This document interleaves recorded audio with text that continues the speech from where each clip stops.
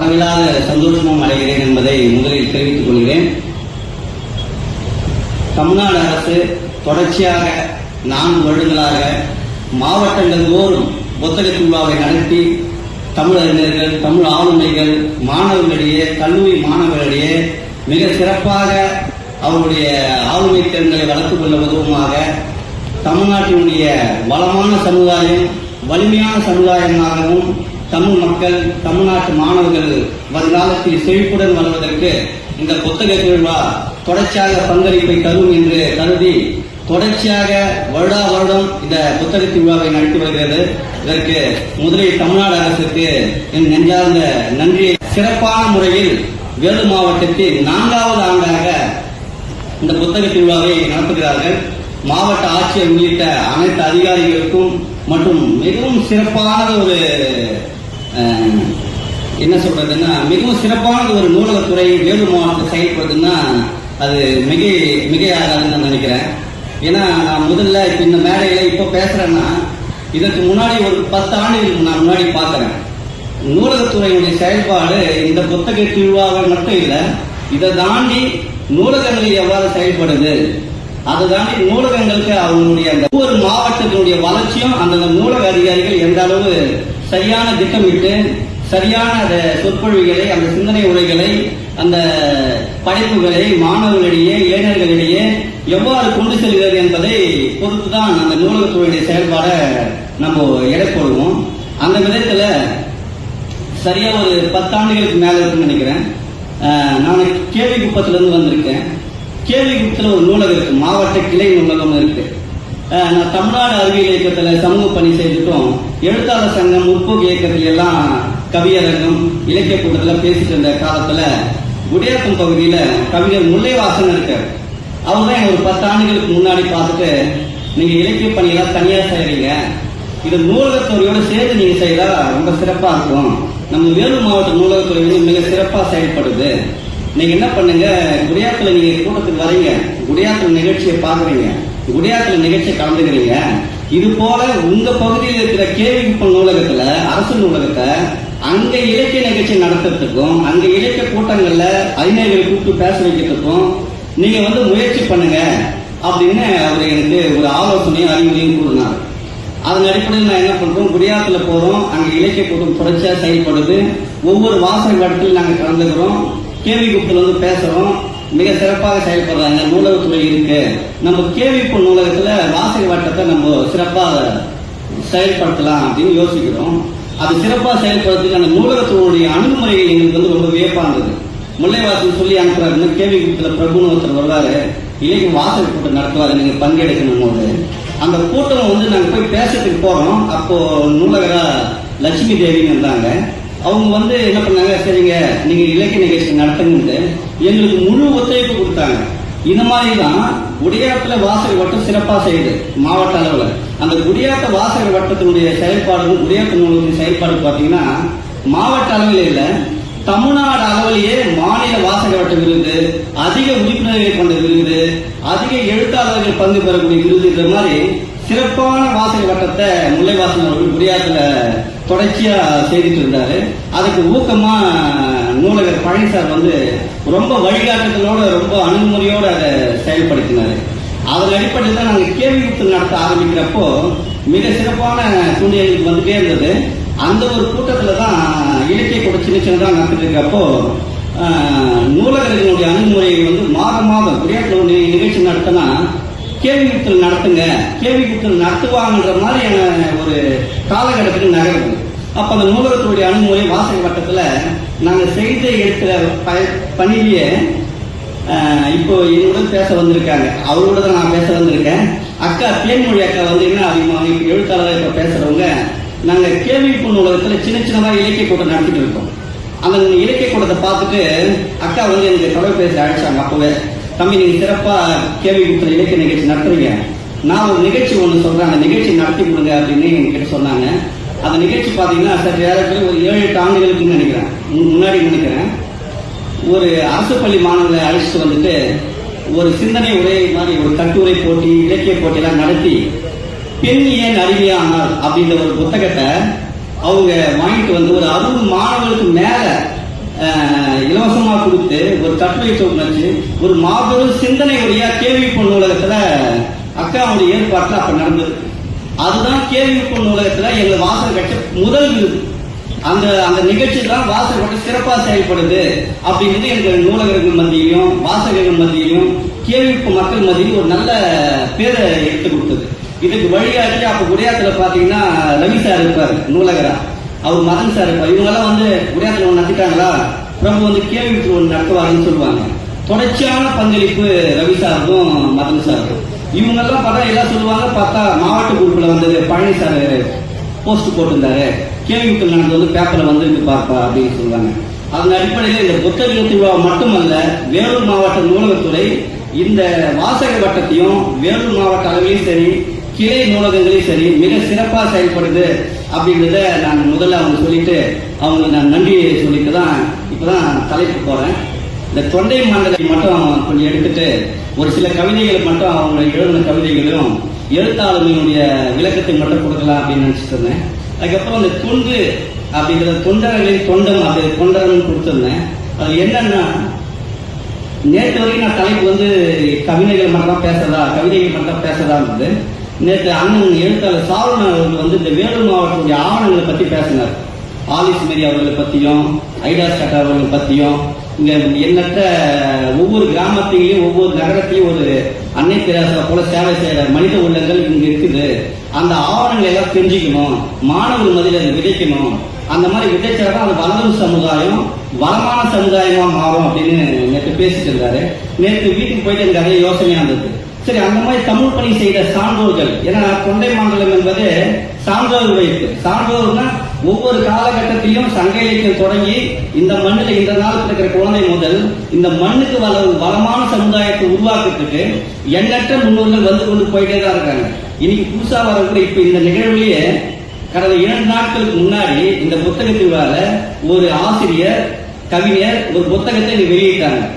அப்போ இந்த நாள் வேலூர் மாவட்டம் எடுத்தீங்கன்னா நூற்றுக்கணக்கான எழுத்தாளர்கள் இப்ப எழுதியே இருக்கிறாங்க. ஆயிரக்கணக்கான எழுத்தாளர்கள் எழுதி மறைஞ்சிருக்காங்க, வரலாற்றை நின்று இருக்காங்க. இந்த மாதிரி தமிழ் சார்ந்து அறமான முறையில யார் இயங்குறாங்க அப்படின்னு பார்த்தா எண்ணற்ற பேர் இருக்காங்க. அதில் நான் ஒரு இங்க வேலூர் கொண்டாடுற ஒரு பெரியவர் ஒரு தமிழ் சான்றோரை பத்தி பேசிட்டு அதுக்கப்புறம் இந்த தமிழ் படைப்பாளிகளுடைய தலைப்புக்கு நான் போயிடுறேன். உங்களுக்கு எல்லாருக்குமே தெரியும், விஐடி பல்கலைக்கழகம் தெரியும். அந்த விஐடி பல்கலைக்கழகத்துடைய வேந்தர் கல்விக்கோர் ஜி விஸ்வநாதன் ஐயாவை பத்தி எல்லாருமே தெரியும். ஒரு மிகப்பெரிய பல்கலைக்கழகம். இப்போ வேலூர் மாவட்டம் எப்படி கோட்டை சிறப்போ, வேலூர் மாவட்டம் எப்படி சிஎம்சி சிறப்போ, இதெல்லாம் அந்த மாதிரி விஐடி வந்து ஒரு என்ன சொல்றது, ஒரு உயிர்ப்பான ஒரு நிறுவனம், ஒரு உலகளாவிய ஒரு பல்கலைக்கழகம் நமது வேலூர் மாவட்டத்தில் இருக்குது. ஒரு மிக சிறந்த ஒரு கல்வி நிறுவனமா இருக்குது. உலகத்தில் பல அறிஞர்கள் பேராசை வந்து பங்கேற்கிற ஒரு நிறுவனம். பல்வேறு நாடுகளில் இருந்து மாணவர்கள் வந்து பயிலும் நிறுவனம். உயர்கல்விக்கு இந்திய நாட்டு அளவில் மிக உயர்ந்த விருதுகளை பெற்ற நிறுவனம். நம்ம வேலூர் மண்ணில அவர் வந்து இங்க 40 ஆண்டுகளுக்கு முன்னாடி உருவாக்கி இன்னைக்கு ஒரு தனி சாம்ராஜ்யத்தை இந்த விஐடி பல்கலைக்கழகம் நடத்திட்டு இருக்கு. இப்ப அந்த விஐடி பல்கலைக்கழகத்தை நிறுவிய ஜிவி அவர்களுடைய தமிழ் பணியும் தொண்டும் பத்தி பேசிட்டு தமிழ் போலான்னு நினைக்கிறேன். ஜிவி அவர்கள் எல்லாருக்கும் தெரியும். ஜிவியா வந்து குடியாத்துல பிறந்தவர். அவர் வாழும் காலத்தில் 5 கிலோமீட்டர் நடந்துதான் போய் பள்ளி படித்தாங்க. வரலாறுலாம் உங்களுக்கே தெரியும். அவர் பாத்தீங்கன்னா தொண்டு செய்த பெரியவர்கள் அவர் நான் ஏன் பேசுறேன், அவர் ஏன் நான் இந்த நேரத்தில் ஒரு குறிப்பு மட்டும் அவர் பத்தி பேசுறேன்னா, அவர் ஒரு விஐடி பல்கலைக்கழகத்தை உருவாக்குறாரு. ஒரு உயர்கல்வி நிலையத்தில் ஒரு மிகப்பெரிய உயர்ந்த இடத்துக்கு போயிட்டாரு. அங்க படிக்கிற மாணவர்கள் உயர்கல்வி தரத்தை உயர்த்துறாரு. உயர்கல்வி தரத்தை ஜிஆரையும் உயர்த்துறாரு. அதை தாண்டி அவங்க வேலை வாய்ப்பு தரது அவர் நிறுவனத்தில் அவர் ஏற்றுக்கொண்ட முதலாளியா இருக்கிறதுனாலையும் அந்த இடத்துல ஒரு கல்வி வேலைவாய்ப்புனால அவருடைய செயல்பாடுகள் சிறப்பு. அதை தாண்டி அவர் தமிழுக்கு என்ன செய்யறாரு, தொண்டு என்ன செய்யறாருன்னு பாத்தீங்கன்னா ஒரு 4 விதமான திட்டத்தை நான் அங்க பார்த்தேன். இது வந்து மாவட்டங்கள் தோறும் ஒவ்வொரு கல்வி வேந்தர்கள் செய்தா இந்த தமிழ்நாடு இன்னும் 5 ஆண்டுகள்ல மிக சிறந்த வளர்ச்சியா இருக்கும் அப்படின்றதான் நான் எடுத்தேன். அது என்னன்னா, அவர் வந்து விஐடியில ஸ்டார்ஸ் ஒரு திட்டம் வச்சுட்டு இருக்காரு. இந்த ஸ்டார்ஸ் திட்டம் வந்து பாத்தீங்கன்னா தமிழ்நாட்டில் அனைத்து மாவட்டத்திலுமே கிராமப்புறத்துல, அதாவது அரசு பள்ளியிலேயே கிராமப்புறத்துல படிக்கிற முதல் மதிப்பெண் பிளஸ் டூல முதல் மதிப்பெண் எடுக்கிற ஒரு பெண் ஒரு ஆணுக்கு மாவட்ட அளவில் முதல் மதிப்பெண் எடுக்கிற பெண் ஆணுக்கு பிஐடி பல்கலைக்கழகத்துல இலவசமா கட்டணம் இல்லாம இலவசமா படிக்க வைக்கிறாரு. 4 வருடமும் படிக்க வைக்கிறாரு. படிக்க வச்சு வேலை வாய்ப்பும் வாங்கி தராங்க. இது நான் பார்த்தோன்னே வியப்பா இருந்தது. இது பாத்தீங்கன்னா பிஐடி பண்ணுது. இந்த மாதிரி தமிழ்நாடு பல்வேறு கல்வி நிறுவனங்கள் அந்தந்த மாவட்டத்தில் இருக்கிற முதல் மதிப்பெண் மாணவர்களுக்கு கொடுக்கும். இல்லைன்னா அரசு பள்ளி மாணவர் யாரும் எட்டா கொடுக்கும். ஆனா இவருடைய தொலைநோக்கு பார்வை பாருங்க, கிராமப்புறத்தில் இருக்கிற அரசு பள்ளியில முதல் மதிப்பெண் எடுக்கிறவங்க தான் அந்த ஸ்டார் திட்டம், நகர்ப்புறத்துல இல்ல. அப்ப அந்த தொலைநோக்கு பார்வை தொண்டரம் என்பது எங்கன்னா அங்கதான் நிற்கும். அந்த தொண்டனர் பாத்தீங்கன்னா ஒரு திட்டத்தை செயல்படுத்துறப்பவே அது யாருக்கு சரியான திசையில போகணும். இப்ப வேலூர் இருக்குன்னா அந்த வேலூர் நகரமா வேலூர் கிராமம் எது, கிராமத்துல எது அரசு பள்ளி, அந்த மாதிரி அரசு பள்ளியோட போட்டி போடுற வேலூர் மாவட்ட அளவில் அரசு பள்ளி இருக்குன்னா அந்த அரசு பள்ளியில முதல் மதிப்பெண் எடுக்கிறாங்க ஒரு பெண் ஒரு ஆண், அவங்களுக்கு தான் இலவசமா சீட்டு கொடுக்கணும்னு யோசிக்கிறாங்க. அதே மாதிரி குறைச்ச ஒரு 15 ஆண்டுகளுக்கு மேலாக அந்த திட்டம் செயல்படுத்துறாரு. இது ஈகையுடைய வெளிப்பாடாக நான் பாக்குறேன். ஏன்னா நம்ம திருக்குறளே சொல்ற ஈதல் இசைப்பட வாழ்தல் அது அல்லது ஊதியம் இல்லை உயர்த்துன்றாங்க இல்லையா. இந்த ஒரு குறள் போதும் ஈதல் பத்தி நம்ம திருவள்ளுவர் பேசியது. இந்த குறளுக்கு உதாரணமா தான் அவர் வாழ்ந்துட்டு இருக்காரு. ஏன்னா பள்ளி கல்லூரி நிறுவனங்களை இயக்குற நிர்வாகிகள் மத்தியில ஒரு தொழில்நுட்ப வல்லுநர்கள் நிர்வாகிகள் மத்தியில தமிழை சார்ந்து தமிழ்நாட்டு மக்களை சார்ந்து வருங்காலத்தை சார்ந்து மாணவர்களின் நலனை சார்ந்து யார் இயங்குறாங்க அப்படின்னு பார்த்தா இந்த மாதிரி மாவட்டத்துக்கு ஒரு முன்னோடி தான் இயங்குவாங்க.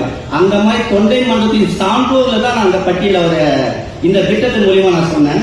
இன்னொரு திட்டம் இந்த திட்டம் வியப்பான திட்டம். நான் சொன்னேன் ஒரு 5 ஆண்டுகளில் இந்த தமிழ்நாடு வளமா இருக்கணும்னா இந்த மாதிரி திட்டங்கள் மாவட்டங்கள் தோறும் போகணும்னு சொல்லியிருந்தேன். அவர் 2012 அனைவருக்கும் உயர்கல்வி அறக்கட்டளை ஒன்று ஆரம்பிக்கிறார். இங்க வேலூர்ல எங்க ஆரம்பிக்கிறாருன்னா அவர் படிச்ச குடியாத்தத்தில் இருக்கிற நெல்லூர் பேட்டர்ஸ் பள்ளியில தான் ஆரம்பிக்கிறார். இந்த திட்டம் பாத்தீங்கன்னா 10,000 ஆண்டுக்கு மேல இன்னைக்கு அந்த கல்வி உதவி பெற்றிருக்காங்க. அந்த திட்டத்துடைய குறிப்பு மட்டும் நான் சொல்றேன். ஒவ்வொரு ஆண்டும் +2 முடிச்சுட்டு நம்ம வேலூர் மாவட்டத்தில், அதாவது ஒருங்கிணைந்த வேலூர் மாவட்டம், திருப்பத்தூர், வேலூர், ராணிப்பேட்டை, திருவண்ணாமலை உட்பட இந்த மாவட்டங்கள்ல +2 படிக்கிற மாணவர்கள் +2 பாஸ் ஆயிட்டு வசதி இல்லாம காலேஜ் போவாங்க, வேலைக்கு போயிடுவாங்க. கொஞ்சம் பேர் குறிப்பா பெண்கள் திருமணமோ இல்ல ஏதோ ஒரு 2-3 வருஷம் கழிச்சு கல்யாணம் பண்ணி வச்சிருக்காங்க. இதெல்லாம் தடுக்கணும், பெண் கல்வி ஊக்குவிக்கணும்ட்டு 2012 அவர் ஒரு திட்டத்தை ஆரம்பிக்கிறார், அனைவருக்கும் உயர்கல்வி அறக்கட்டளையில. இதுல பாத்தீங்கன்னா யார் பயனாளர்கள்னா அரசு பள்ளி, அரசு உதவி பெறும், மெட்ரிக் பள்ளியும் சேர்த்து வசதி இல்லாத மாணவர்கள் இந்தியாவில் எந்த கல்லூரினாலும் சேரலாம், எந்த கோர்ஸ்னாலும் சேரலாம், எந்த மாநிலத்தினாலும் சேரலாம், எந்த பாடப்பிரிவுனா சேரலாம். எப்படி சேர்ந்தாலும் ஸ்காலர்ஷிப் அப்ளை பண்ணி தகுதியான மாணவர்களுக்கு அவங்க கல்வி கொடுத்துட்டு இருக்காரு. இது நான் பார்த்தேன். ஏன்னா வசதி இல்லாத கல்லூரி உதவித்தொகையை கொடுப்பதற்கு இந்த தமிழ்நாட்டில் எண்ணற்ற அறக்கட்டளை இருக்கு. ஆனால் அது தமிழ் அளவில் இருக்கும். தமிழ்நாட்டில் ஒரு 10,000 பேர் கொடுக்கறது கொடுப்பாங்க, ஒரு 5,000 பேர் கொடுப்பாங்க. நிறைய அறக்கட்டளை இருக்கு. ஆனா இந்த அறக்கட்டளையுடைய சிறப்பு என்னன்னு பாத்தீங்கன்னா இந்த வேலூர் மாவட்டத்துல இருக்கிற மாணவர்களுக்கு வருடத்துக்கு குறைந்தது ஒரு 1000 மாணவர்கள் உயர்கல்வி நனவாக்குது. இது எப்படி நனவாக்குதுன்னா வசதி இல்லாத ஏழை மாணவர்கள் உயர்கல்வியே நனவாக்குது. மார்க் எடுத்துன்னு இல்லை, இப்போ எல்லாரும் வசதி இல்லைங்க 1200 1000 மார்க் எடுத்துருக்காரு அவருக்கு கல்வி கொடுக்கணும்னு போதிக்கல. வசதி இல்லாம இருக்கிறவன் பாஸ் ஆகிருந்து 60% மார்க் எடுத்தாரு அவனுக்கு கல்வி கொடுத்து அவனை முன்னேற்றணும். அப்ப அந்த ஒருத்தனுக்கு கல்வி கொடுக்கணும்னு யோசிக்கிறாங்க இல்லைங்களா, அதுதான் நான் தொண்டுன்னு சொல்றேன். வள்ளலார் சொன்னார் இல்லையா, எல்லா உயிர்களும் இன்புற்று வாழ்ன்னு சொன்னவர், வாடிய பயிரை கண்ட போதெல்லாம் வாடினேன்னு சொல்ற வள்ளலார் அவர்கள் மனிதனுக்கு உணவு மட்டும் தரக்கூடாது, அவனுக்கு சாகா கல்வி கொடுக்கணுன்றாரு. சாகா கல்வினா அந்த கல்வியின் துணை கொண்டு அவன் வாழணுன்றாரு. அந்த மாதிரி இந்த சான்றோர் கல்வி கொடுக்கணும்னு யோசிக்கிறாரு. அந்த கல்வி பாத்தீங்கன்னா அவனுக்கு முறையா கொடுக்கணும், தேவையானவனுக்கு கொடுக்கணும் அப்படின்றது தொலைநோக்கு பார்வையோட கடந்த 10 ஆண்டுகளாக அந்த கல்வி அறக்கட்டளை மூலமா உதவித்தொகை கொடுத்துட்டு இருக்காரு. இதுல பயனாளிகள் பார்த்தோம்னா பெரும்பாலும் பெண்கள் தான் இருக்கிறாங்க. 45% 50% தான் ஆண்கள் இருக்காங்க.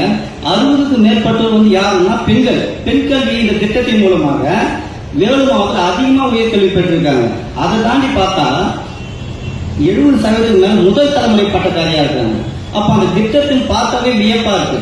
இது கல்வியுடைய தொழில் மட்டும்தான் இப்படி கொடுக்கிறாரு போது இந்த மாதிரி தமிழ்நாடு முழுக்க மாவட்டங்கள் தோறும் அந்தந்த மாவட்டத்தில் இருக்கிற பெரிய கல்வி நிறுவனங்களோ அரசியல் பிரமுகர்களோ தொழிலதிபர்களோ அங்க இருக்கிற மாவட்ட அளவில் ஏழை மாணவர்களின் உயர்கல்விக்கு உதவினாங்கன்னா இந்த தமிழ்நாடு இன்னும் 5 ஆண்டுகள் உயர்கல்விக்கான ஏற்றிடும். ஏற்கனவே உயர்கல்வி எல்லாரும் கிடைக்குது. ஆனா தகுதியான இரும்பு ஏழ்மையாக சில மாணவர் உயர்கல்வி தடைப்படும் போது இந்த மாதிரி பெரியவர்கள் உதவி அவங்களுடைய கல்விக்கு வெளிச்சத்தை காட்டுது. இந்த மாதிரி இவர் பண்றாரு. இது மட்டும் இந்த திட்டத்தில் நான் அதுக்கப்புறம் நான் ஆராய்ச்சி பண்ணா அது ஒரு மிகப்பெரிய பயன் இருக்கு. என்னன்னா அந்த அறக்கட்டளை அரசு பள்ளிகள்ல ஒவ்வொரு பள்ளியா போயிட்டு மேல்நிலை பள்ளி மாணவர்களுக்கு உயர்கல்வியுடைய விழிப்புணர்வு சொல்லுது. அந்த அறக்கட்டளை கல்வி உதவி கொடுக்கிறது பிளஸ் 2 முடிச்சதுக்கு அப்புறம் தராங்க. அது வேற.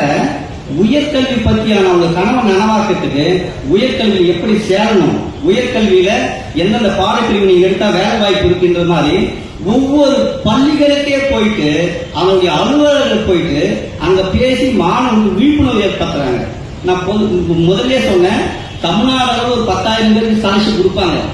ஆனா மாவட்ட அளவிலேயே ஒரு 1000 பேருக்கு கொடுத்த அவங்க உயர்கல்வி பெரிய விஷயம் சொல்லுவேன். இவங்க ஒரு அரங்கு மாதிரி போட்டு ஒரு 2000 பேர் 3000 பேர் கூட்டி உயர்கல்வி விழிப்புணர்வு விட நேரடியாக மாணவர்களுக்கே போறாங்க. அந்த பள்ளிக்கே போயிட்டு அந்த பிளஸ் 2 படிக்கிற மாணவர்களுக்கு அந்த விழிப்புணர்வு சொல்றதுனால அவங்க பிளஸ் 2 எக்ஸாம் முடிக்கிறதுலையும் நம்ம என்ன கோர்ஸ் சேரணும், என்ன வேலை வாய்ப்பு இருக்கு, எந்தெந்த அறக்கட்டளை உதவி தொகை பண்றாங்க, இதெல்லாம் பள்ளி கல்வித்துறையோட அவங்க அனுமதி வாங்கிட்டு செய்யறாங்க. அப்போ இந்த தொலைநோக்கு பார்த்தேன். தொண்டை மண்டல சான்றோர் உடையத்தின் ஜீவையா சொல்லிட்டே இருப்பாரு. அப்ப அந்த சான்றோர் உடையத்தினுடைய நீச்சியா தான் இவர் இது பேசுறாரு, இவர் கல்வி பெற்றவருடைய பயனால தான் இவர் பேசுறாருன்றதை நான் அந்த டைம்ல சொன்னேன். அதை தாண்டி அவருடைய இலக்கிய பார்வையும் ஒண்ணு இருக்கு இந்த தமிழ்ல. அந்த காலத்துல சொல்லுவாங்க இல்லையா, ராஜாக்கள் கிட்ட இலக்கியவாதிகள் அரசர்கள் கிட்ட அவங்களுக்கு எல்லாம் அதிகமா இடம் இருக்கும் அப்படின்ட்டு.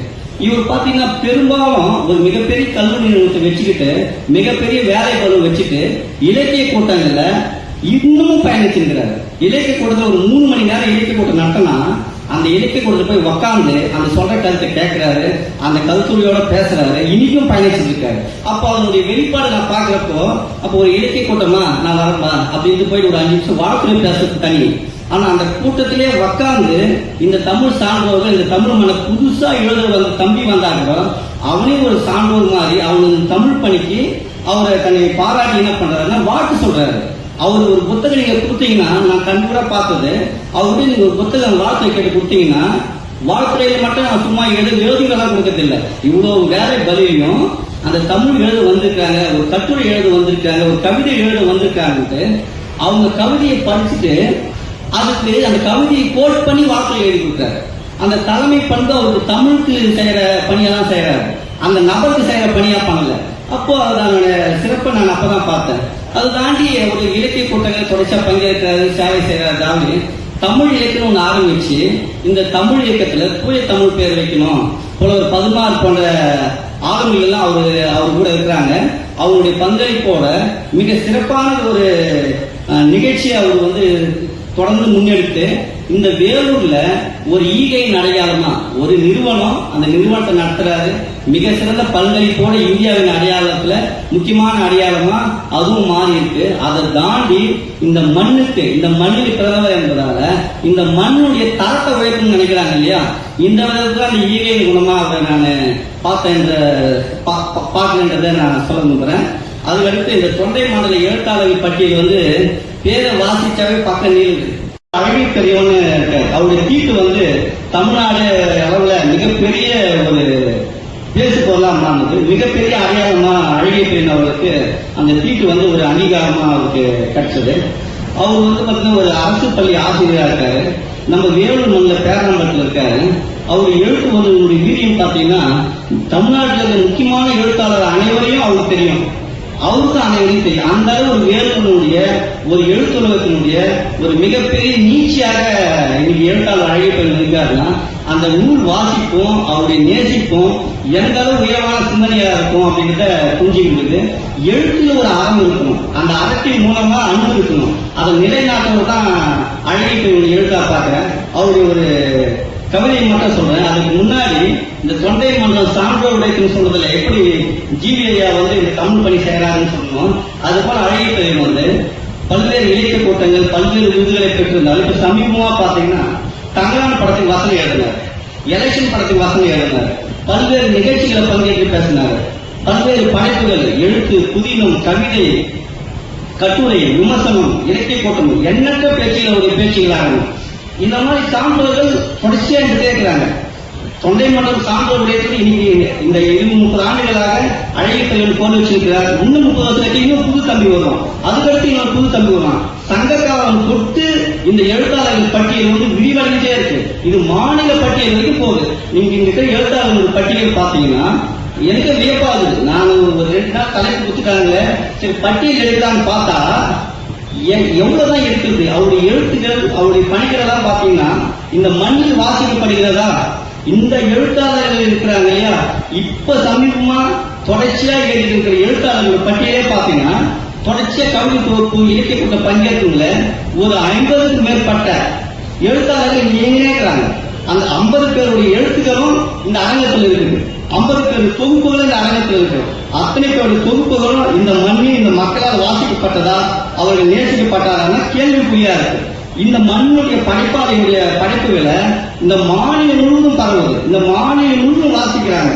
அவர்கள் மட்டும் இல்ல, அவங்க அங்கீகாரம் இங்கிருந்து நம்ம ஒரு இலக்கிய கூட்டம் வெளியே போனா அழகிய பெரியவன் தெரியுமா, சுமித்ராணி தெரியுமா, அண்ணன் தொங்க ஊரு தான் பிறந்தாராங்க, புலவர் 16 நல்லா இருக்காரா, ஜீவி சார் எப்படி இருக்காரு, இந்த மாதிரி தமிழர்கள் கேட்கிற ஒரு புகலிடமா இந்த வேலூர் மாவட்டம் தெரிவித்திருக்கு. அதுல அழகிய பெரியவனுடைய எழுத்து பணி வந்து மிக வேலூர் மாவட்ட இலக்கியத்துல மிகப்பெரிய ஒரு சொத்தா இருக்கு. அவர் எழுதின ஒரு கவிதை மட்டும் நான் இங்க வாசிக்க வந்துறேன். அவர் வந்து உனக்கும் எனக்கமான சொல் அப்படிங்கிறது ஒரு 2009 ஒரு கவிதை தொகுப்பு வந்தது, மிக சிறப்பான ஒரு கவிதை தொகுப்பு. அதுல சுமை அப்படிங்கிற தலைப்புல அவர் எழுதினாரு. ஒரு பெண் ஒரு பெண்ணினுடைய வலிமையை எழுதினாரு. அவருடைய எழுத்துக்கள் அனைத்துமே ஆவணப்படுத்தக்கூடிய எழுத்தாக இருக்கும். ஏன்னா ஒரு கற்பனை சொல்றது ஒரு கருத்தை சொல்றது தாண்டி மனிதனுடைய வாழ்வியலை சொல்லணும் கவிதை, அதுல ஒரு கருத்து சொல்லணும் கவிதைவாங்க. இவர் ஒரு வடிவத்தை படம் பிடிக்கிறாரு. இப்ப நான் பேசிக்கிற இந்த நேரத்திலும் எழுத்தாளர் அழகிய பெரியவன் எழுத்தாளர் அழகிய பெரியவன் வந்து ராணிப்பேட்டை மாவட்டத்துல இப்ப புத்தகத்தை இப்ப பேசிட்டு இருக்கார். தொடர்ச்சியா இயங்குகிற ஒரு அறிவார்ந்த ஒரு ஆளுமை அழகிய பெரியவனுடைய எழுத்தை வாசிக்கிறேன். சுமை அவளுக்காய் விலகிய சிறு மரங்கள் தேடி மொட்டை கட்டியால் வெட்டி கட்டுகிறார்.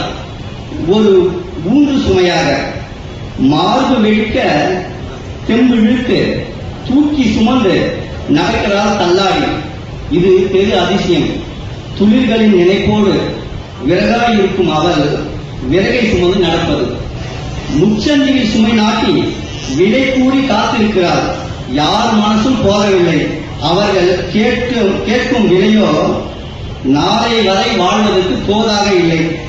பிள்ளைகளின் சுவாக முகங்களில் சிறகு பிந்த வண்ணத்து பூச்சிகள், விழுந்திருக்கும் வெறுத்த கண்கள், பக்கத்து வீடுகளின் குழம்பும் மனங்களிலும் தெருவில் அழைக்கும் தின்பண்டக்காரனின் வசீகர குரல்களிலும் தரும் பெரும் தொல்லைகளின் நடுவே விழித்தபடி பசி அப்பிய முகங்களுடன் அம்மாவை தெருவில் தேடி அமர்ந்திருக்கிறார்கள் குழந்தைகள். கடை தெருவின் கூச்சல்கள் எவையும் அவளை தொந்தரவு செய்யவில்லை. வெகு தூரம் கடந்து அவள் செவியில் ஏக்கத்தில் நசுங்கி நலிந்த பிள்ளைகளின் குரல்கள் இதோ வருகிறேன் என சொல்லி விறகு சுமந்து கொண்டு அவள் காத்திருக்கிறார். தவிப்போடு நிற்கிறார். அந்த தாய் அவளை தவிர்த்து விறகுக்கு மதிப்பிட்டு யார் தருவார்கள் ஒரு நியாய விலையை அந்த பொம்பளை சுமைக்கு அப்படின்னு எழுதியிருக்காரு. இந்த வாழ்வியல் வந்து பாத்தீங்கன்னா இப்ப நடைமுறையில காலகட்டத்தில் இல்ல. இது வந்து ஒரு பெண் இந்த வேலூர் மாவட்டத்தில் பிரபலமான ஏரிகள் குளங்கள் குட்டைகள் எல்லாம் உங்களுக்கு தெரியும். அந்த குட்டை ஓரங்களிலும் காடுகளிலும் விறகு சுமந்து ஒரு தொழில் நடத்திட்டு இருந்தாங்க 20 ஆண்டுகளுக்கு முன்னாடி. ஆண்கள் போவாங்க, ஏரி ஓரத்துல மரங்களை வெட்டுவாங்க, அதை வெட்டி எடுத்து வந்து சந்தையில விற்பாங்க. அந்த வித்தத்துக்கு ஒரு கூலி வருவாங்க, நிர்ணயிக்க வருவாங்க.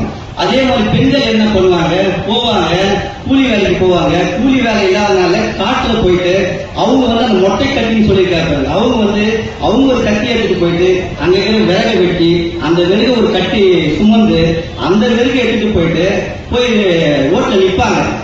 அந்த இடத்துல நின்று அங்க வர வசதியானவங்களோ அங்க வரவங்களோ அவங்க விலையை கேட்பாங்க.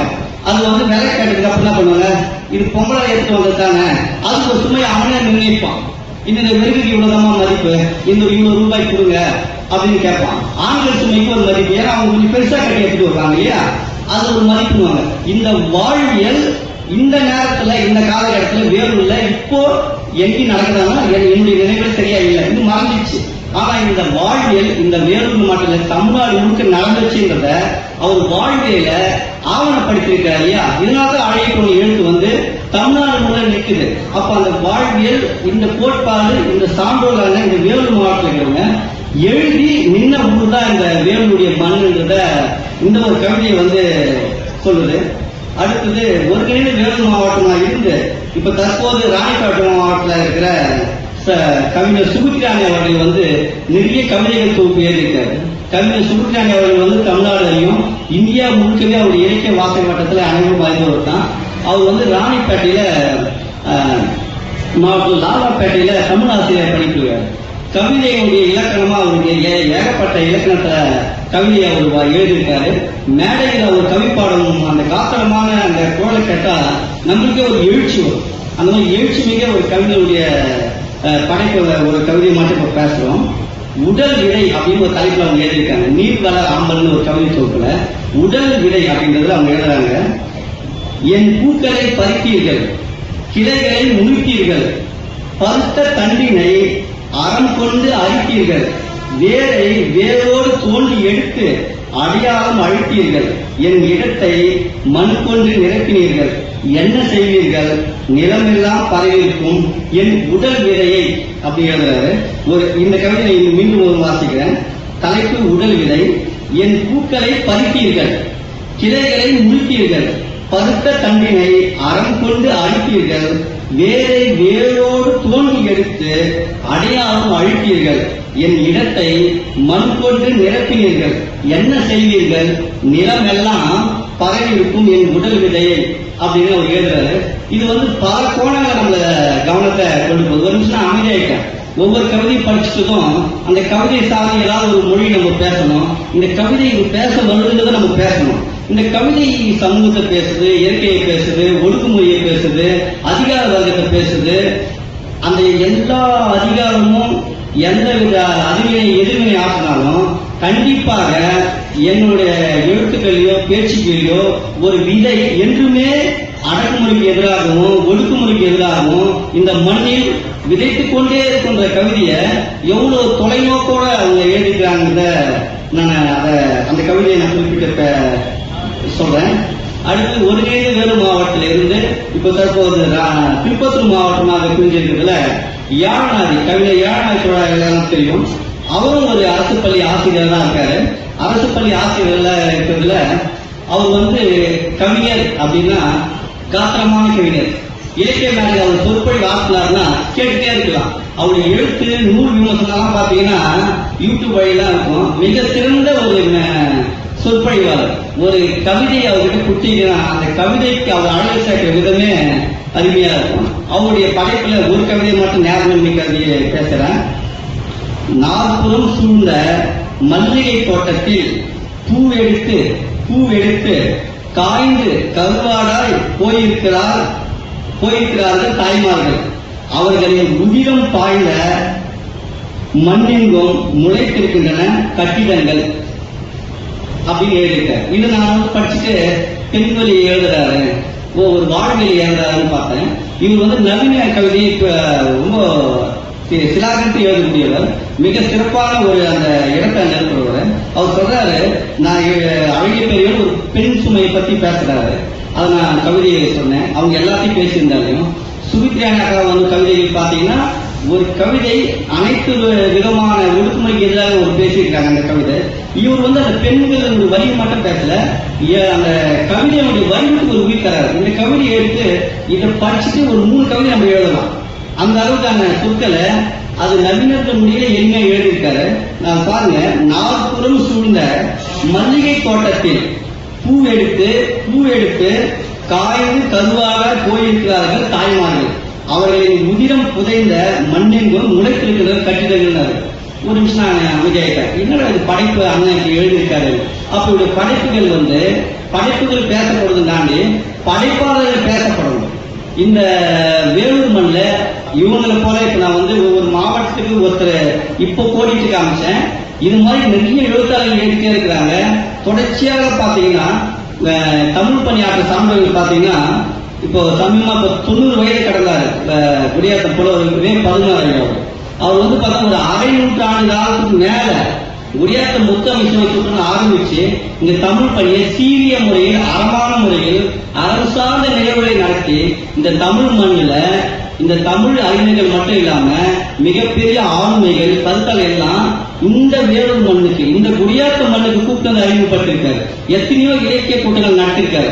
அப்போ இவங்கெல்லாம் இந்த தமிழ் பாத்தீங்கன்னா நான் ஜிவி சார் சொன்ன மாதிரி தொண்டை மண்டலத்துக்கு அறமா தொண்டை மண்டலத்துக்கு சீற்றமா எத்தனை பெரியவர் அவர்களுக்கான ஒரு கோட்பாடை வகுத்துக்கிட்டு அவருக்கான ஒரு இலக்கணத்தை வகுத்துக்கிட்டு அவருக்கான தமிழ் பணி சமூக பணி இலக்கிய பணி அறப்பணி சமூக போராட்டம் அறிவியல் பணி. அப்ப இந்த மண்ணு வேலூர் கோட்டையை நம்ம வாசிக்கிறோம், வேலூர் சிஎம்சி வாசிக்கிறோம், விஐடி பெருமையா இருக்குது, தங்கக்கோயில் பெருமையா இருக்குது.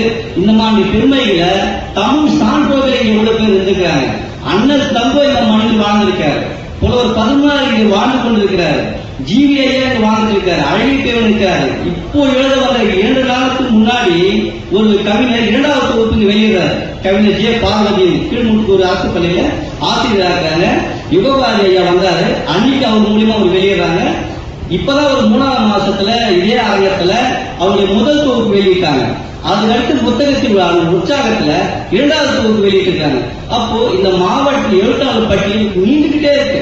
இப்ப நாங்க அவங்களுடைய கவிதைகளை மட்டும் படிக்காம அவங்களுடைய எழுத்தாளர் பட்டியல் மட்டும் வாசிச்சா அது ஒரு சில கவிதையை வாசிக்கின்றதுனால எண்ணற்ற கவிதைகள் எழுதியிருக்காங்க. இப்போ உதாரணமா இங்க மேடையில் இருக்கிற எழுத்தாளர் அக்கா கூட தவிப்பும் வலியும் ஒன்று எழுதியிருக்காங்க. தவிப்புடைய கவிதை தொகுப்பு எழுதியிருக்காங்க. அந்த நிகழ்வு நானும் போயிருந்தேன். எல்லாருமே பாத்தீங்கன்னா நூலை வாசிக்கணும் நேசிக்கணும் மட்டும் இல்லை, இந்த இலக்கியத்துல தங்க இந்த மண்ணுக்கு ஏதாவது நம்ம சேமிச்சு போனோம் அப்படின்றத ஒரு குறிக்கோளாவே வாழ்ந்துட்டு இருக்காங்க. அந்த விதத்துலதான் இந்த தொண்டை மண்டலத்துல எண்ணற்ற எழுத்தாளர்களுடைய பணி இங்க நிறைய இருக்குது. அது எப்படி இருக்குன்னா இந்த புத்தக கண்காட்சியில அரங்கத்துல எப்படி வைக்கப்பட்டிருக்குதோ அந்த மாதிரி புத்தக கண்காட்சியில தான் இருக்கு. அதை யாரு தேடி போய் வாசிக்கணுமோ அவங்களுக்கு தான் அது அருமை தெரியும். இந்த நூல் கூட பாத்தீங்கன்னா இந்த மேடையில நான் நூல் குறித்து பேசணும் குந்தல் குறித்து பேசணும். நான் ஒரு இலக்கிய கூட்டத்தில் போய் பாதுகாவலரா போறேன். அப்புறமா முல்லைவாசன் அறிமுகமாகிறாரு. அவர் முல்லைவாசன் தான் வேலூர் மாவட்டத்துல இலக்கிய பணி மாதிரி வாசகர் பணி இருக்குன்னு சொல்றாரு. அங்க போய் வாசிக்கிறேன், முற்போக்கு இயக்கத்துல கலந்துக்கிறோம், இலக்கிய கூட்டம் நடத்துறோம். பழனிசார் இருக்காரு, இங்க வேலூர்ல மாதம் இங்க இலக்கிய கூட்டம் நடத்துவாங்க, லட்சுமிபதியை வச்சு நடத்துறாரு, அந்த கூட்டத்துல பங்கேற்கிறோம். அப்ப பார்த்தாதான் எண்ணற்ற எழுத்தாளர் இந்த மண்ணுல தமிழ் சார்ந்த அரபு சார்ந்த எங்கேயே தான் இருக்கிறாங்க. நம்ம தான் வாசிக்கிறதுலயே மறந்துடும், அவங்களுடைய படைப்புகளையும் மறந்துடும். அப்ப அந்த படைப்புகளை நம்ம மறக்காம இருக்கணும்னா நூலை நம்ம நேசிக்கணும். அந்த நூலை இந்த மண்ணுக்கான எழுத்தாளர் யாரும் பட்டியலையாவது நம்ம வாசிக்கணும். இப்ப நான் அண்ணல் தங்கோட சொன்னேன், அந்த அண்ணல் தங்கோக்கு மணிமண்டபம் தமிழ்நாடு அரசு குடியாத்தல கட்டியிருக்கு. இந்த மாதிரி தமிழர்கள் பட்டியல் எடுத்தீங்கன்னா மிகப்பெரிய பணியா போகுது. அப்ப இந்த நூலகமும் நூலகத்துறையும் இல்ல இந்த பள்ளி கல்வித்துறையோ மாவட்ட நிர்வாகமோ இந்த இடத்துல இந்த 10 நாட்கள் நடக்குதுன்னா இங்க இருக்கிற வளமான இளைஞர்கள் இந்த தமிழக அளவில் எழுத்தாளரை கூப்பிட்டு வராங்க. இந்த எழுத்தாளருடைய பேச்சையும் அவனுடைய ஆளுமையை பத்தியும் அவனுடைய சிந்தனையை புரிஞ்சுக்கணும்னு தான். அது மட்டும் இல்லாம இளைஞர்கள் பங்கேற்று அடுத்தடுத்த படைப்புகளை வளரணும்னு தான். இந்த முதல் புத்தக கண்காட்சி பார்த்தோன்னா அவ்வளவு அறிஞர்கள் வராங்க. நிறைய பேர் நண்பர்கள் பார்த்தோன்னா கல்லூரி மாணவர்கள் எல்லாம் கூட பாத்தீங்கன்னா வேறொரு புத்தக கண்காட்சி நடக்குதுன்றத ஸ்டேட்டஸா வைக்கிறாங்க. நடக்குது, நாள் தள்ளி போயிடுச்சு, ஒரு 5 நாள் எக்ஸ்டெண்ட் பண்ணிக்கிறாங்க, ஸ்டேட்டஸா வைக்கிறாங்க. அப்போ எல்லாருமே அந்த புத்தகத்தின் மீது ஆர்வம் இருக்கிறாங்க. அந்த ஆர்வம் கொண்டுதான் ஒரு சிலர் வரவங்க புத்தக கண்காட்சி பாக்குறாங்க, சிந்தனை வழியை கொஞ்ச நேரம் உட்காந்துட்டு போறாங்க. ஆனா அவங்க வருடம் வர என்ன ஆகுதுன்னா அவங்க சிந்தனை வளர்ச்சி நாளுக்கு நாள் வளர்ந்துனே போகுது. அப்படின்னா அவங்களே படைப்பாளியா மாறிடுறாங்க. இந்த எனக்கு தெரிஞ்ச இந்த நூலகத்துறையில வாசகர் வட்டத்தில் கூட்டம் நடத்தி பல்வேறு கவிஞர்கள் உருவாக்கிறாங்க. முல்லைவாசல் தொடர்ச்சியா குடியாத்தம் நடத்துவாரு. அதனுடைய வீழ்ச்சி பாத்தீங்கன்னா வீழ்ச்சியிலே சொல்ல முடியாது. ஒவ்வொன்றுக்கும் ஒரு அறம் சார்ந்த வெற்றி தோல்வி நிர்ணயிக்கலாம். எழுத்துக்கு தோல்வியே கிடையாது. வருவார் 10 பேர் ஏற்றி கூட்டமா 10 பேர் ரவுண்டா போட்டு நசுக்கி போயிட்டே இருப்பாரு. வாசல் மட்டும் நடக்கணும். கூட்டம் வரலாம் நடக்காம கூடாது. ஏங்கணும், நூலகம் ஏங்கணும். நூலகளுக்கு வாசல் வரணுன்றத மிக சீரிய கண்ணோட்டத்தில் இயங்குறாங்க. எந்த வித பிரதி எதிர்பார்ப்பு இல்லாம யோசிச்சு பாருங்க. இதாவது அரசு நிகழ்ச்சி, அரசு அதிகாரிகள் பங்கு கொண்டு செய்துட்டு போயினே இருந்தலாம். அதன் சார்ந்து ஒரு அறமா யாரோ எழுதுறாங்க, யாரோ ஒரு படைப்புகளை பேசப்படுறது யோசிக்கிறாங்க இல்லையா? இந்த யோசனை தான் இந்த படைப்பாளர்களுக்கு வரவங்க நாளை சிந்தனை உரைக்கு வராங்க. அதுதான் படைப்பாளராக மாறுறாங்கன்றத சொல்லி நேரத்தில் அருமை கருதி நான் ஒரு சில கவிஞர்கள் மட்டும் சொன்னேன். கவிஞர்கள் பட்டியல் நீடுதுன்னு சொல்லிட்டேன். அந்த கவிஞர்கள் பட்டியல் நீங்க எல்லாம் வாசிக்கணும். இறுதியாக ஒரே ஒரு விஷயத்தை மட்டும் நான் சொல்லிட்டு முடிச்சிடுறேன். ஒரு வாழ்க்கையை சிந்திக்கணும். அதை நான் எழுதின ஒரே ஒரு கவிதை மட்டும் நான் சொல்றேன். இந்த மாதிரி கவிதைகள் எழுதுறதுக்கு நான் இங்க எழுத்தாளர் அண்ணன் நீதிமொழி இருக்காரு. அவர் ஒரு 30 ஆண்டுகளுக்கு மேலாக தமிழ் கனவு போன்ற அமைப்புகள்ல இலக்கிய படிச்சா நடத்துறாங்க, சிந்தனை மன்றத்தை நடத்துறாங்க. அக்கா எழுத்தாளர் தென்மொழி அக்கா வந்திருக்காங்க. பெரியார் அரங்கத்துல குடியாத்துல பாத்தீங்கன்னா தொடர்ச்சியா இலக்கிய பட்டமோ நூல் வாசிப்போ இலவசமாவே கொடுத்துருவாங்க. அந்த அரங்கத்தில் ஏகப்பட்ட படைப்புகளை பேசப்படும். இந்த மாதிரி கூட்டங்கள்ல அழகிய நடத்திய கூட்டங்கள் ஆகட்டும், அவர் அந்த தமிழ் கூடல முல்லைவாசன் அந்த முற்போக்கு கூட்டங்கள் ஆகட்டும், அறிவியல் இயக்க கூட்டங்கள் ஆகட்டும், எனக்கு மிகப்பெரிய ஒரு அனுபவமா கொடுத்தது. ஒரு 1/2 மணி நேரம் நிகழ்வுல பேசுறதுக்கு எவ்வளவு ஒரு செய்தி நான் நீக்கிட்டு பேசலான்ற அளவுக்கான செய்திகள் வரதுக்கு காரணம் இலக்கிய கூட்டத்தில் நம்ம பங்கேற்கிறதுனால்தான். அந்த பங்கேற்பு மூலியமா தான் ஒரு வாழ்வியல் சிந்தனையா ஒரு கவிதை எழுதினேன். காக்கை சிறுநிலையில அந்த கவிதை வெளியே வந்தது. அந்த கவிதை மட்டும் ஒரு காட்சி. இன்னைக்கு அந்த காட்சி சமூகத்தில் இல்லை. ஆனா அந்த காட்சியை நம்ம வடிவமைக்கணும், அந்த காட்சியை நம்ம ஆவணப்படுத்தணும். அந்த நிகழ்வு பற்றிய ஒரு கவிதையை நான் எழுதி அமைச்சது வந்ததை சொல்றேன். அம்மா இறந்து கிடக்கிறார். தலைமாட்டின் இருபுறமும் மனைவியும் மகளும் அழுது கொண்டிருக்கிறார்கள். அம்மா இறந்து கிடக்கிறார். தலைமாட்டில் இருபுறமும் மனைவியும் மகளும் அழுது கொண்டிருக்கிறார்கள். அஞ்சலி செலுத்த வந்த உறவினர்களை அழைத்து செல்கிறேன். அஞ்சலி செலுத்த வந்த உறவினர்களை அழைத்து செல்கிறேன். உறவினர்கள் அஞ்சலி செலுத்திவிட்டு எனக்கு ஆறுதல் கூறி சென்று கொண்டிருக்கிறார்கள். அஞ்சலி செலுத்த வந்தவர்கள் எனக்கு ஆறுதல் கூறி சென்று கொண்டிருக்கிறார்கள். என் மகளோ பாட்டியின் உடனான உறவின் நினைவுகளை பகிர்ந்தோம். பகுத்தறிவையும் பக்குவத்தையும் ஊட்டி வளர்த்த பாட்டியின் இழப்பை தாங்காமலும் என் மகள் அழுது கொண்டிருக்கிறார். என் மகள் பாட்டியின் உடனான நினைவுகளை பகிர்ந்தோம். பகுத்தறிவையும் பக்குவத்தையும் ஊட்டி வளர்த்த பாட்டியின் இழப்பை தாங்காமல் என் மகள் அழுது கொண்டிருக்கிறார். அம்மாவின் இழப்பை தாங்க முடியாத எனக்கு அம்மாவின் மறுவாய் மகளிடம் வாழ்ந்து கொண்டிருக்கும் அம்மாவின் நினைவுகள் என்னை ஆட்சிப்படுத்துகிறது. அம்மாவின் இழப்பை தாங்க முடியாத எனக்கு அம்மாவின் மறுவாய் வாழ்ந்து கொண்டிருக்கும் என் மகள் வடிவில் வாழ்ந்து கொள்ளும் அம்மாவின் நினைவுகள் என்னை ஆட்சிப்படுத்துகிறது அப்படின்னு எழுதினேன். இது காக்கேச நிலையில வந்தது. இந்த கவிதைக்கு எனக்கு மிகப்பெரிய விமர்சனங்கள்லாம் வந்தது. இது ஒரு வாழ்க்கை நடைமுறை. இப்போ நீங்க எல்லாம் இறந்துட்டாங்கன்னா கட்டில கட்டுவாங்க, வருவாங்க, பெண்கள் எல்லாம் அழுதுட்டு இருப்பாங்க, ஆண்கள் வருவாங்க, அஞ்சலி செலுத்திட்டு போயிடுவாங்க. இன்றைய காலம் அதுவும் மாறிடுச்சு. இறந்ததுமே அடுத்த 1/2 மணி நேரத்துல கற்பனை கொடுத்துட்டு அவங்க மரசாயங்களை பண்ணிட்டு ஐஸ் பாக்ஸ்ல வச்சுறாங்க. நேரம் வருவாங்க, பெண்களுக்கும் சேர் போட்டுருவாங்க, பெண்கள் சேர உட்காந்து இருப்பாங்க, ஆண்கள் வருவாங்க, துக்கம் விசாரிப்பாங்க, பெண்கள் பேசுவாங்க, போயிடுவாங்க. இந்த மாதிரி தான் நடந்துருக்கு. இதுக்கு முன்னாடி ஒரு வாழ்வியல் ஒண்ணு இருந்தது. அந்த ஒரு ஆண் அம்மாவை இறந்துருக்காங்க. அந்த அம்மாவை இறப்புக்கு அவங்க ஆற்றுதல் படுத்த 1000 துணைகள் வரலாம், 1000 உறவுகள் வரலாம். ஆனா அம்மாவின் நினைவுகள் அடுத்த தலைமுறைக்கு கடத்தணும்னு அவங்க எண்ணம் இருக்கு இல்லையா? அந்த எண்ணத்தை அவங்க மகள் வடிவில தான் பார்க்க முடியும். ஏன்னா மனைவி அவர மனைவி ஆயிடுறாங்க. ஆனா மகள் அவருடைய அம்மாவினுடைய மருவமாக தான் பார்க்கறாங்க. எந்த ஒரு குழந்தையும் பாட்டியை தான் பெண்ணா பாட்டி, பையனா தாத்தாவின் நினைவா பார்க்க, என் அப்பாவே பிறந்திருக்காரு, என் அம்மாவே பிறந்திருக்காருன்னு பேசுவாங்க இல்லையா? அப்போ ஒரு மகள் ஒரு பாட்டியினுடைய உறவு, இன்னைக்கு அந்த உறவு மாறிடுச்சு. இன்னும் பாட்டியும் பேசுறது இல்லை, எதுவுமே பேசுறது இல்லை இன்னைக்கு காலகட்டத்தில். அப்ப அந்த பாட்டியும் உறவை அவங்களுக்கு பேசுறாங்க. அந்த வாழ்வியல் சிந்தனை நான் பதிவு பண்றதுக்கு இந்த மாதிரி முன்னோருடைய கவிதை எழுதுன்னு சொல்லிட்டு இறுதியாக சிறப்பாக செயல்படுத்த நூலகத்துறைக்கும் மாவட்ட நூலகம் நன்றி சொல்லி, ஒரு எழுத்தாளரின் ரத்தமும் சதையும் தான், ஒரு எழுத்தாளர் ரத்தமும் சதையும் உறிஞ்சித்தான் ஒரு புத்தகம் உருவாகிறது. ஒரு எழுத்தாளருடைய ரத்தமும் சதையும் உறிஞ்சித்தான் ஒரு புத்தகம் உருவாக்குறது. நண்பர்களே, புத்தகத்தை நேசிப்போம், புத்தகத்தை வாசிப்போம், புத்தகத்தோடு சுவாசிப்போம் என்று